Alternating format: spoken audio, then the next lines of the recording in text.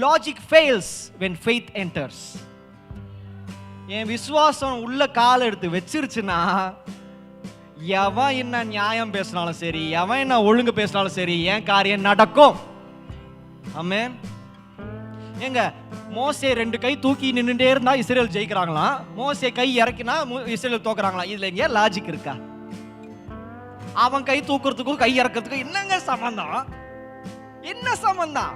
அவனுக்கு தானே கையில பட்டையை தேர்த்து குத்திட்டு இருக்கானுங்க, சண்டை போட்டுக்கிறாங்க. இவர் கை தூக்குறதுக்கு ஆளே இல்லையோ சொல்லிட்டு இருக்காரா மேலன்ட்டு?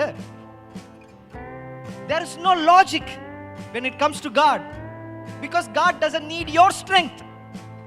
God doesn't need your talent. God doesn't need your ideas. God just needs your faith. என்னை விசுவாசிக்கிறியான் மட்டும் தான் ஆண்டவர் பாப்பார். என்னால முடியும் நான் சொன்னனாலே நான் காலி. ஆனா தெய்வமே, நான் எதுக்கு கஷ்டப்படணும்?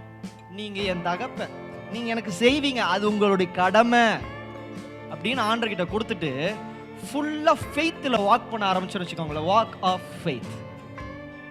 Walk of faith surpasses all the rules of this earth. தமிழ்ல சொல்லனா, விசுவாச நடை இந்த உலகத்தின் அடிப்படை எல்லா ஒழுங்குகளுக்கும் மாறானதா இருக்கும், மேலானதா இருக்கும்.